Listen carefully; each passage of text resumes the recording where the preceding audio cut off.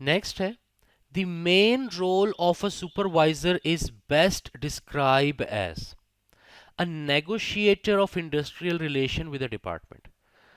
Industrial relations के लिए जो रिस्पॉन्सिबल होता है ना, वो एक्सटर्नल इन्वायरमेंट होता है, वो यूजुअली यूनियन लीडर्स होते हैं या प्रेशर ग्रुप्स होते हैं। वो बेसिकली सुपरवाइजर का काम कभी भी नहीं होता। सुपरवाइजर का काम तो ऑर्गेनाइजेशन के अंदर होता है। कौन से लेवल पे? ऑपरेशनल लेवल स्टाफ पे। तीन लेवल्स होते हैं मैनेजमेंट के, स्ट्रेटेजिक या टॉप मोस्ट लेवल, मिडल या जिसको हम कहते हैं टैक्टिकल या मिडल लेवल, एंड ऑपरेशनल या lower level.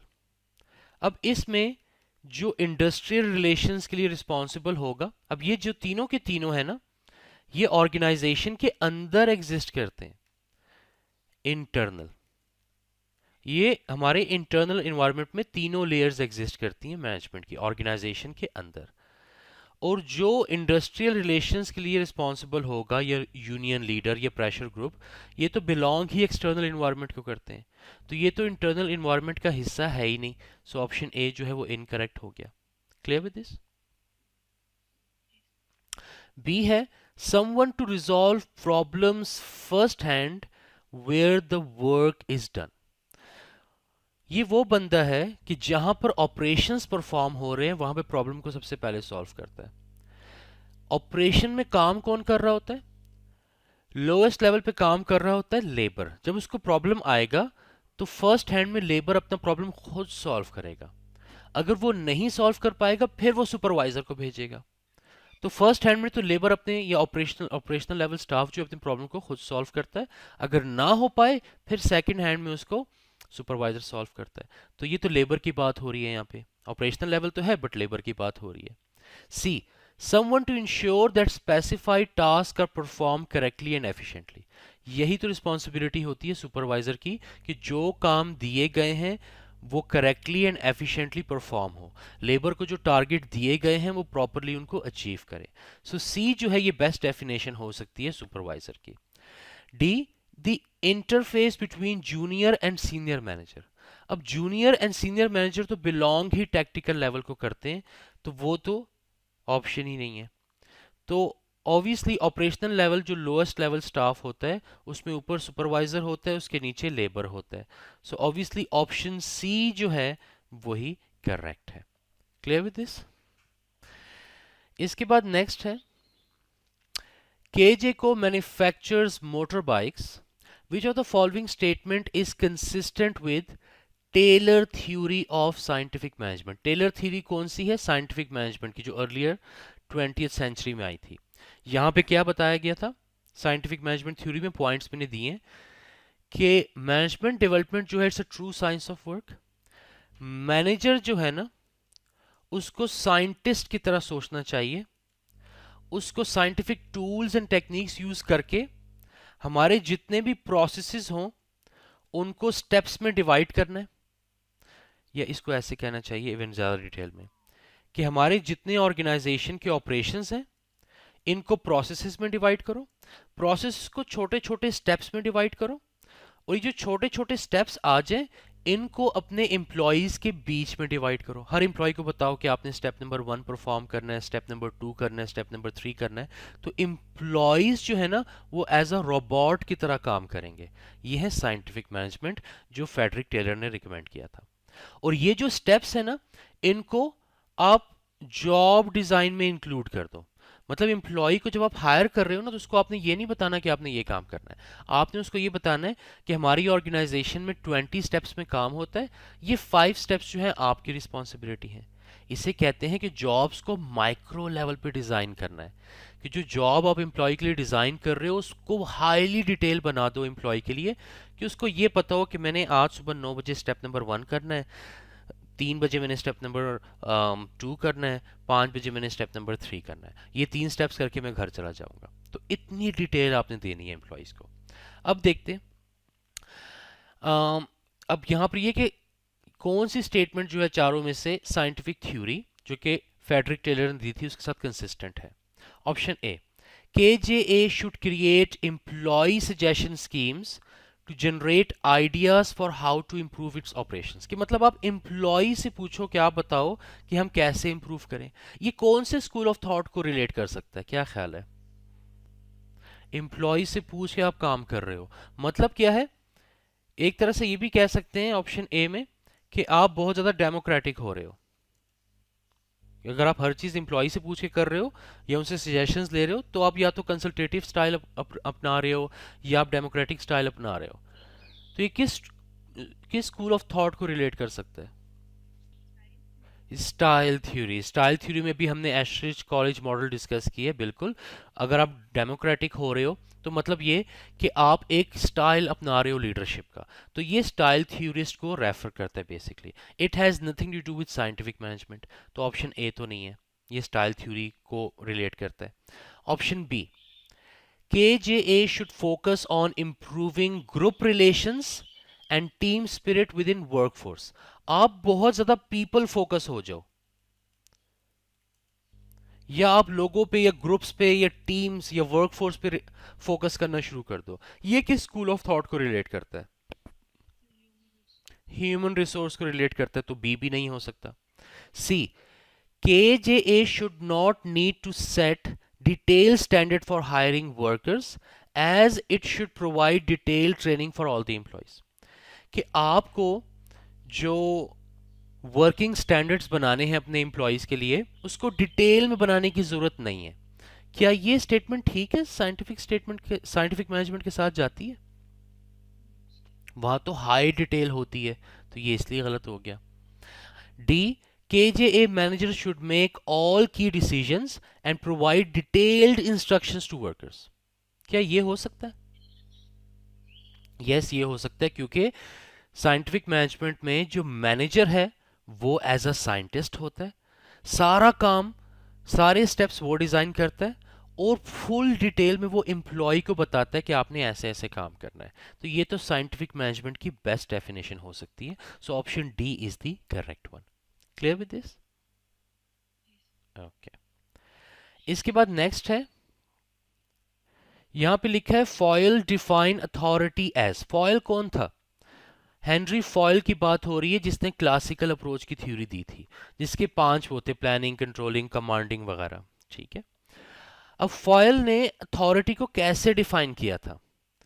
Right to give order, power to exact obedience, ability to force worker to follow orders, ability to delegate responsibility. इनमें से कौन से दो जो हैं वो फॉयल की अथॉरिटी की डेफिनेशन को डिफाइन करते हैं? अब ये जो बीपी का स्टडी टेक्स्ट है, उसकी जो बुक के एंड पे ग्लॉसरी होती है ना, वहां पे बुक के पेज नंबर 586 पे ये डेफिनेशन दी हुई है. जरा इसको रीड करो, अथॉरिटी की क्या डेफिनेशन दी हुई है. जी. अब इस डेफिनेशन क्या दिया हुआ है? अथॉरिटी का मतलब ये है, जरा इसको सिंपल कर लेते हैं. अथॉरिटी का मतलब ये है, this is right to do something. Right to do something मतलब right to do order. Something orders भी तो हो सकते हैं, so right to do orders. And it is right of a manager to require a subordinate to do something. और ये आपको एक पावर देता है जिसमें आप अपने सबॉर्डिनेट को बता सकते हो कि आपने क्या करना है. So power to require something from your subordinates. तो ये दो बातें यहाँ पे हो रही हैं इस डेफिनेशन में, ताकि ऑर्गेनाइजेशन के गोल्स एंड ऑब्जेक्टिव अचीव हो सकें. तो इन चारों में से कौन से दो जो है रिलेट करते हैं इस डेफिनेशन को? 1 and 2. So option A is the correct one. Clear with this? Okay. अभी मजे की बात यह कि ये definition exactly I think commanding में भी लिखी हुई है. अगर आप बुक रीड करो या मेरी स्लाइड रीड करो, वहाँ कमांडिंग में भी ये लिखी हुई है सेम डेफिनेशन. बुक की ग्लॉसरी में भी लिखी हुई है. अब ये काफ़ी बुकिश किस्म का क्वेश्चन था, बट ऐसा आ भी सकता है. Clear with this? ओके. इसके बाद है कंटीजेंसी थ्योरी, हाइफिट्स थ्योरी बेसिकली. अब ये आपने कहा था मुझे थोड़ी एक्सप्लेन कर देना. हाइफिट्स डिस्पर्स लीडरशिप क्या बताता है हमें? ये पहले स्कूल ऑफ थॉट ये बिलोंग किधर करता है? ये सबसे लेटेस्ट थ्योरीज में से एक है, क्योंकि ये कंटीजेंसी थ्योरी है। कंटीजेंसी थ्योरी में आपकी हाइफिट्स की, फील्डर की एंड एडार की थ्योरीज आती हैं। अब कंटीजेंसी थ्योरीज जो है वो बेसिकली हमें क्या बताती हैं?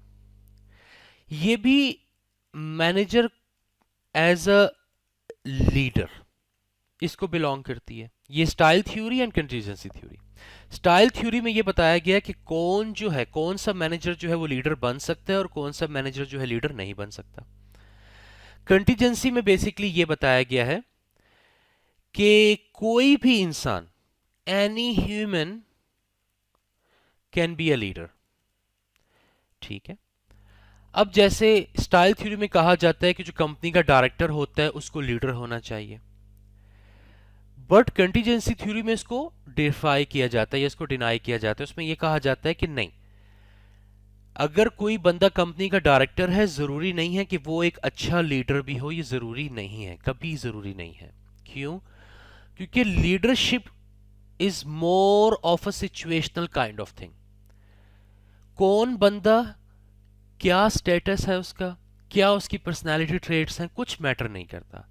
कोई भी बंदा एक सिचुएशन में कैसे रिएक्ट करता है, उस सिचुएशन को उठ के कैसे डील करता है, ये होती है कंटीजेंसी थ्योरी। वो बंदा लीडर होता है।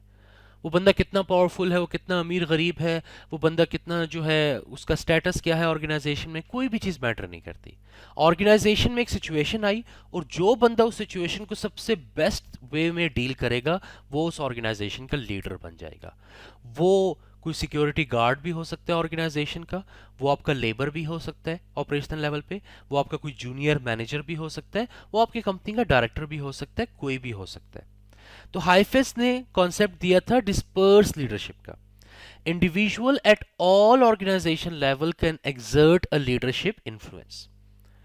आपने अक्सर देखा होगा, अगर कभी आप कहीं पे देखो ना, घरों में, आपने अब किसी बिजनेस में तो काम नहीं किया हुआ, घरों में ऐसा होता है।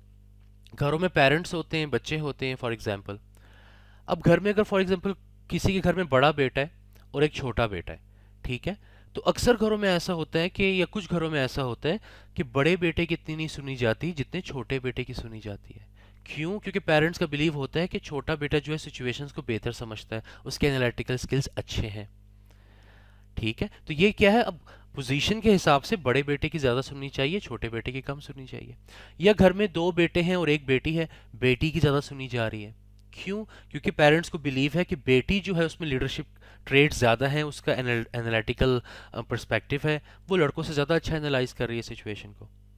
तो यहाँ पर हायरार्की मैटर नहीं कर रही, यहाँ पे मैटर क्या कर रहा है, जो सबसे छोटा है और जो फीमेल है वो लीडर है घर में, हो भी सकता है ऐसा।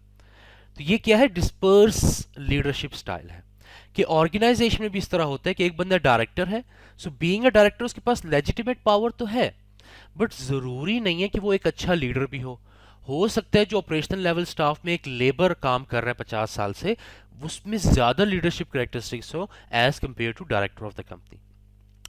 Leader only be identified by examining relationship with the followers in the group. Leader कैसे बनता है? लीडर पोजीशन से नहीं बनता कि एक बंदा जो है कंट्री का प्राइम मिनिस्टर है, एक बंदा कंट्री का प्रेसिडेंट है, ये आपको लीडर नहीं बनाता। लीडर आपको क्या बनाता है कि आपके कितने फॉलोअर्स हैं, जब आप कोई बात करते हो कितने लोग उसको मानते हैं, कितने लोग आपको ब्लाइंडली फॉलो करते हैं, कितने लोग आपको लीडर समझते हैं, ये आपको लीडर बनाता है।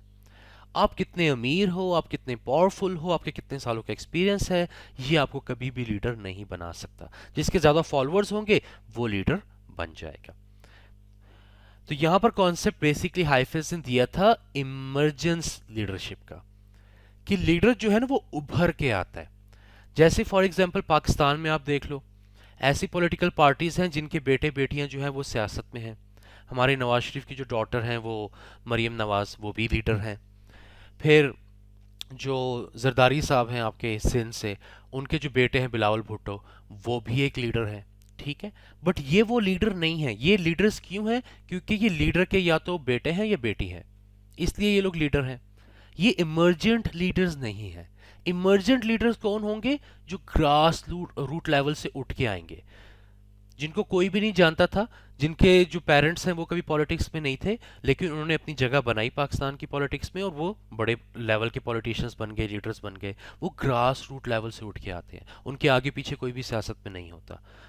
तो वो लोग भी लीडर्स बन सकते हैं। तो ज़रूरी नहीं कि लीडर वही बनेगा जिसका अब्बा लीडर होगा, ज़रूरी नहीं है, कोई भी बंदा लीडर बन सकता है। यहाँ तक क्लियर है हाइफिज थ्योरी?